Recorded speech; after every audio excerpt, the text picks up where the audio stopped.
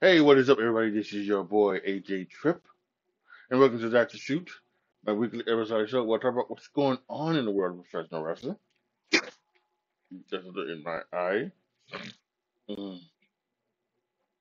So, today we've got a few things to talk about. We've got the new show on A&E called Legends and Future Greats that I want to talk about. Ricky Starks or Ricky Saints is now in WWE. I think that's pretty cool. Um, at NXT. And what we're going to start with first is a reviewing of Vengeance Day. I was not able to do a rapid reaction to Vengeance Day. We had some personal issues come up, so I wasn't able to do my normal um, rapid reaction on Saturday night. But but there are some things that I did, watch it and was able to take down some notes and things like that. So, yeah, we'll give a review of that. So, and then let's actually, by the way, let's start with that. So let's start out with the Vengeance Day review. It opened with the NXT Women's North American match between Stephanie McCurry and Fallon Henley. And I thought this was a great opener. I thought these two worked hard and thought there was some great stuff between both of them. There's some really natural chemistry. Fallon Henley has always been an underrated worker. And and so she's always been I think one of the top girls down in NXT. And Stephanie McCurry, obviously she had a name in the on the Indies, and this has been her dream, and now she's here, and she's doing a great job coming here. So stuff in my eyes or whatever. But yeah, I think this was a fantastic match. I give it Stephanie McCurry won, which I said in my predictions episode last week that I could see I could see that, but I thought maybe they would hold out until standing and deliver before they giving her the title, but she got it now, so that's good. I give it 4 stars.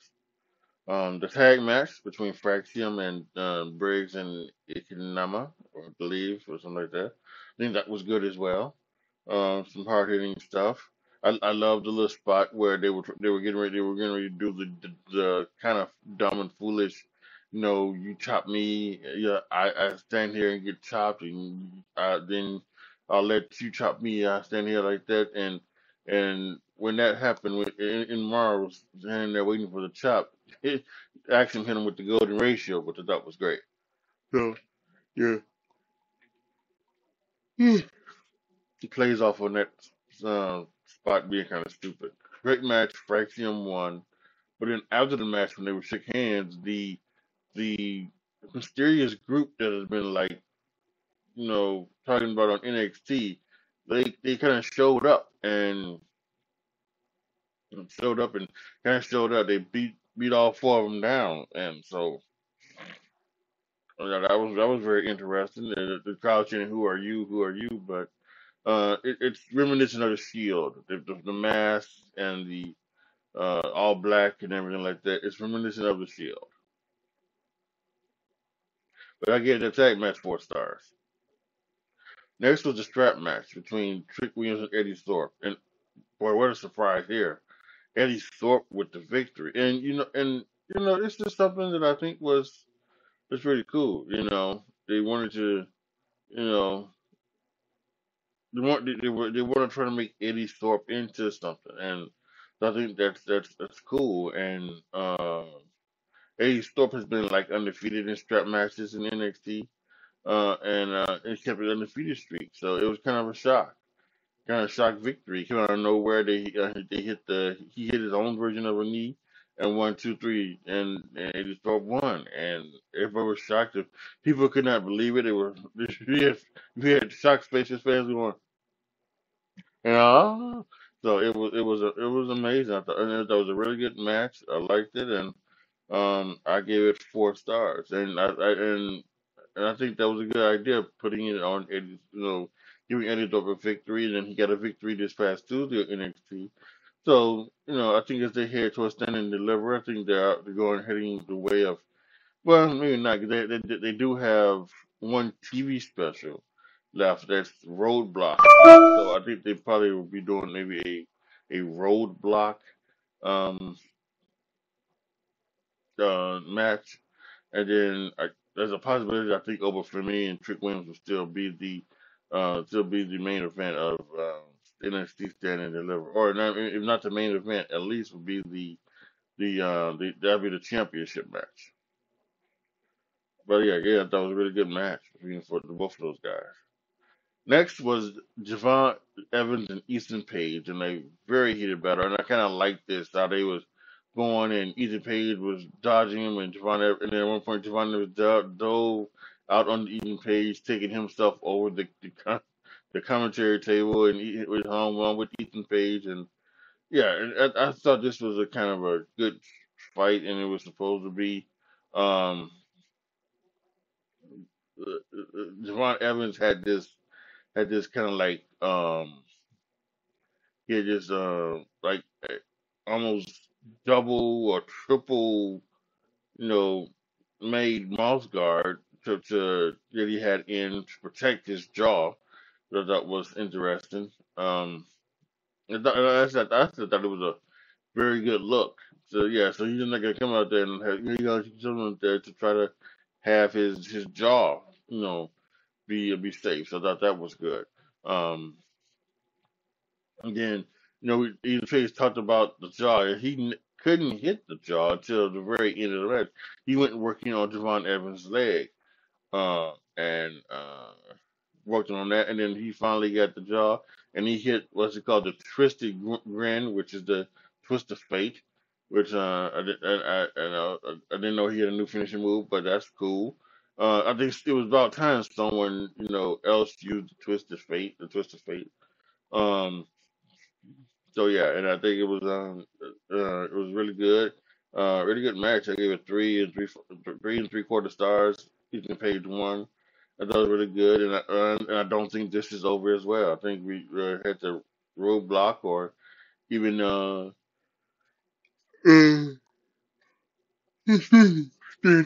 even stand there deliver for these two. So I think it was good. Next was the NXT title triple threat match between Grayson Waller, Austin Theory, and Obafemi. And the story of this match were these two going to work together, or when, not if, but when would they turn on each other? And um, they for the most part they did work together, but they did kind of turn on each other, especially after Austin Theory hit A-Town down and Grayson Waller pulled the referee out of the ring. And I also couldn't believe it. So we know we didn't get a too much of a um, too much of a um what am I trying to say? Too much of a like a split shown there between those two, but we'll see. But over Femi one hit the fall for Grace on Grayson Waller. Um, and then again, the four guys jumped no over Femi and made him you know made him the thing. And it jumped on him. So that was very interesting. And then I'll put that here. That led to this past week on NXT. Over calling out the four guys, but then moves from TNA coming out, which was very interesting. I knew it was somebody from TNA. I didn't know who it was, and it was Moose. So yeah, so that's very interesting. Again, this WWE NXT TNA crossover, I think, is going to be good. And again, I just think that it needs to be. I would like to see more main roster go over to TNA as well. I know these one just want to work with NXT because they both work out of Florida, so that's gonna be a lot easier. But we had Joe Hendry in the Royal Rumble. I don't see why Joe Hendry can't appear, on like a TV show. I don't understand. I don't understand why Joe Hendry couldn't be at WrestleMania. You know,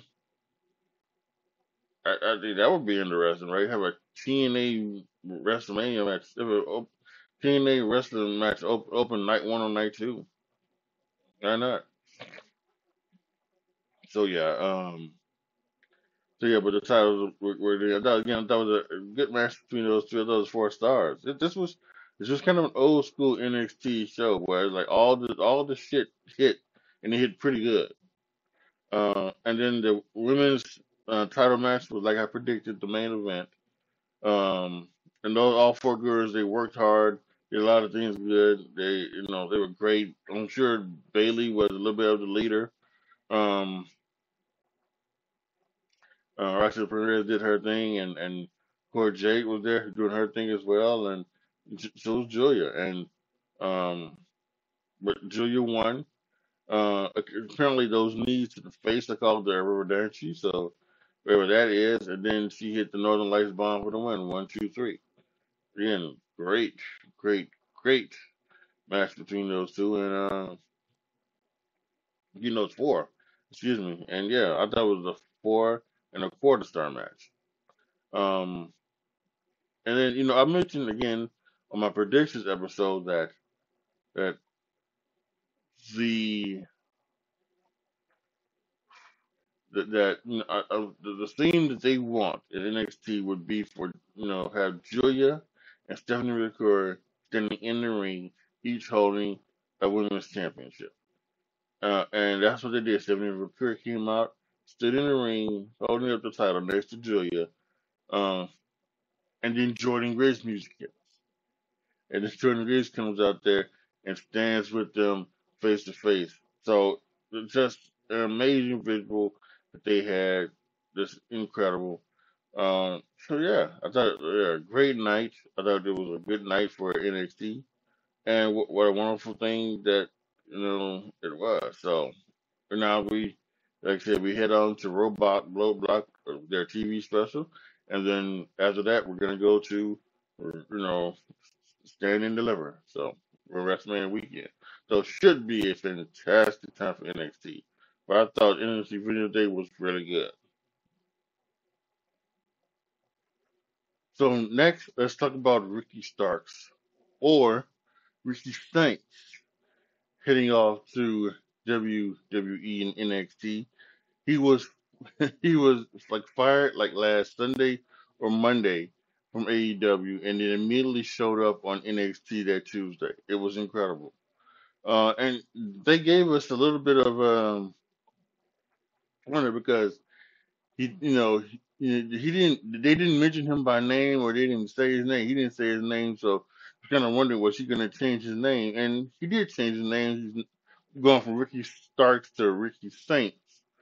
Um, but he keeps the first name, which I think is good, and I don't know if Ricky Starks is his legitimate name, so or if it's just again when you come to WWE, you always get a name, name change for the most part, unless you're someone like Jordan Grace, who's pretty well known. So then you keep Jordan Grace. You're not called something else, or maybe you want to change your name, right? Because I'm not sure that they made Brian Pillman Jr. change his name. I think he wanted to. I think he wanted to. He wanted to change his name to they have a new fresh start or anything like that. So he went with Lexus King. Um, so I think that was interesting. So yeah, we got Ricky Starks, and then this past Tuesday he showed up. He signed his contract. He started a little beef with Wesley. Um, So then, we got next Tuesday from Cincinnati, Ohio, Wesley and Ethan Page tag teaming against Ricky Starks and Javon Evans. So I did not know this about Ricky Starks because people were talking about Ricky Starks as if he was like really like a young guy, and for the most part he is a young guy. He's 34 years old, but but he's not young in a business young guy because I was expecting maybe him to be like something like 27, 28, the way they talked about him, the way they talked about him, and now he's like, it could be a future or something. And yes, he still could be a future. Hell, Jay Uso is 39 years old, and he's seemingly getting ready to you know, main event WrestleMania or getting ready to be the guy on Monday Night Raw or anything like that. So he doesn't have to be that way. He doesn't have to be like older. There doesn't always be new guys. We got a bunch of new guys, young guys who are going to probably be in WWE whatever. Because the Carmelo Hayeses and the Braun Breakers and a few others that are they're going to be there for a long time. So and probably be the faces of that. Obafemi. Um, so yeah, so Ricky starts, in WWE, and again, I think that's a very interesting thing, and I think it's a good start for there, and I really think that this can't be anything but good for WWE slash NXT, and I think if they use Ricky Starks the same way that I think they're using Ethan Page, then I think it's gonna be great. See, the way I see it, I think they signed Ethan Page, and then they've had him go almost a year on the NXT, and I would probably assume that after one of the reasons why they're doing they've unfortunately had to do all of these cuts, but they didn't have to. But the reason I think they wanted to is because they're gonna bring some folks up, like Roxanne Perez. I think Ethan Page is one of those guys. I think after Stand and Deliver, Ethan Page will be on a main roster. And I think that means the same thing for Ricky Starks. They're gonna use Ricky Starks, for this next year, and after next year's Stand and Deliver, he will probably go up for a main roster spot. So, but yeah, I think this is good. I've I think I saw I think I was watching AEW when he joined and he did the match with Cody Rhodes for the TNT title. Um, but I can't remember, I don't remember watching anything that he's really done, so I'm not sure. But I do know that people think that he's got a lot of great talent and that he could definitely be a superstar. So, they compare him to The Rock and everything like that. So, it's going to be something to behold. And I think what's also going to be great is that um, could be truly like one of the cornerstones of a new era in WWE, which I think is gonna be good. So yeah, Ricky Starks is now in WWE land. He is, uh, they say that he is, he, well, he's in WWE. I don't know what to say. Yeah, so Ricky Starks. And finally, last topic I want to talk about today is LFG. Legends and Future Greats. This show debuted this past Sunday on A&E. It's part of once again the WWE Super Sunday show, Showdown or whatever it is. The Rivals show is back. They get a new show where they count down the moments of WWE uh, and then there's the LFG show. And what this is what they've kind of described this as is that this is wrestling for the voice. They're going to be four coaches. They're each going to have four contestants, two men, two women, and they're going to try to coach them up to try to become the best they can be. And um, one person who ends up winning, we're gonna end up with an NXT contract. And I think most of these guys and gals will probably end up with an NXT contract of some sort. That's just the way it is. All these things. That's how it was with Tough Enough. That's how it was with this. They didn't win Tough Enough, but they end up with contracts like The Miz and Sonya Deville and Mandy Rose and few others um, that.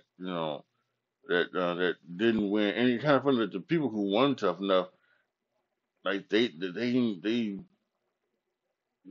really didn't do nothing. It's just particularly the last few, the last several episodes. The one that was like hosted by the Miz and things like that, where the winner was like that Gator dude, and then the winner there was Sarah Lee, who ended up being with Blake Murphy. Oh no, Blake Murphy, but it was two guys, Wesley Blake and Murphy, but it was but Wesley Blake, she ended up I think being with her. And then she unfortunately, tragically, I think she died a few years ago, which was unfortunate. Yeah. But she never made it to the main roster NXT. Neither did the guy the male who won that year. And then there was a couple years ago as well. I think um, the winner the winner of that Tough Enough that was hosted by Steve Austin. Uh, he he didn't do nothing in thing. He was released. So there's a lot of a lot of things, and a lot of people weren't able to take their things, take their winning and turn that around to successful careers. While some of the losers, quote unquote losers, did. So I think that's how this is going to be. I think some of the quote unquote losers are still going to be part of NXT and WWE maybe. Because some of them are really good. I think some of them they have great looks and they have great characters and personalities and very interesting. The thing, there were three to me that stood out for all different reasons. One, there was one guy, I forget his name, but he stood out just because he's dating Maxine Dupree. Like, dude, way to go. And apparently, what it was is that they both, Maxine Dupree and her boyfriend, they both like went to a WWE tryout, and they both got signed. Now, Maxine Dupree is, she's on the main roster. And I think they obviously, they saw her and they immediately said, "Bam!" And they had her. She was going to be some stuff on NXT, and then they moved her to the main roster pretty quick and had her go do the male model stuff. So, and now they're kind of like having her do some work on the while they're going old school with her while that's where she's doing work while on the road. She's getting training while on the road. So, but he's still her boyfriend's still down in NXT. So I think that was surprising. Another one was the gold medalist Tyra May Steele or whatever it was. If you guys remember you know uh, in 2001, 2021, when they did the SummerSlam in Las Vegas, Gabriel Stevenson and Tyra, I believe they were honored there, and I believe that's where like both of them were worked out, and they were there, and I think they signed shortly after they both signed contracts, and it didn't work out with Gable Stevenson. Carmen still is still there, and, and I think she could be good, and I think the folks think she's good, and everything like that. They see some promise in her. Again, I think it's another thing where the Olympian and she had a match on the show, and she's a heel, just like Kurt Angle is kind of a heel, which I think kind of works because you win an Olympic gold medal and you think you're better than everybody. So that's it. And obviously, it also works. You can be the American hero, just like Kurt Angle was during 9/11, something like that. So obviously, I think she stood out. And then there was the guy, the BJ Ray, I think is what he's calling himself, and he's the kind of guy that just he just is what he is. He's like one of these cocky SOBs that just things like that, and he's at the very beginning he took his hand out when Bubba Ray Dudley was announced to shake Bubba Ray Dudley's hand. Bubba Ray didn't shake his hand, and he got all up in his ass about that. And when he was out there trying to cut a promo for them, he used that, and he was going back and forth with Bubba Ray, something like that. Undertaker had to call him back in and talk to him and say, "Hey, this is no fuck him up." So, yeah, that's um, he's in this. So these are like the three standouts, of the show. And I think as more time goes on, we're gonna see more. They've been showing clips for a couple of weeks now. Gunther's gonna be there and talk to him. CM Punk's gonna be there and talk to him. He's gonna have a mic, and if he wants, he's gonna have them people stand up and do the mic, talk for the mic. I also will say this: there was also like a Latina there, and her father got deported, and like that. And so she was talking about that in a promo, and I thought it was good that Bubba raised started asking questions about it, and they got her emotional. And he said, "You said you see how I just brought that emotion out in you. Now you have to bring that emotion out of you." So I think that was really good. Yeah, I think that this is going to be a wonderful show. This is just a new edition of Tough Enough, just with an added stipulation, and I think it's going to be, truly awesome. So I enjoyed it. It's going to be every Sunday. It's like a 3 hour block from 7 to 10.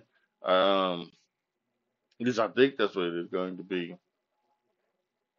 I think we're gonna get 90 minutes of this show. We're gonna get the Rivals show um, for half an hour, and then we're gonna get the hour, and then we're gonna get a half an hour of the countdown show with Michael Cole. So it's gonna be awesome. I think that's without crazy.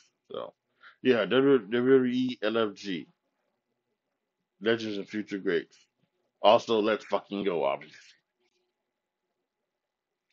All right, folks, that's gonna be it for this episode of That's the Shoot. Post your comments down below. Tell me what you guys let me know what you guys thought about the Ricky Starks / Ricky Saints signing. What you thought of Vengeance Day this past last weekend, and the uh, debut of LFG. Did you watch it? Have you watching it? What do you think about it? You want to let me know down in the comment section. Like the video, share the video, subscribe to the channel. And as always, thank you guys so much for watching. This is your boy, AJ Tripp, signing off. As always, be good to each other, y'all. Be careful out there. And I am out.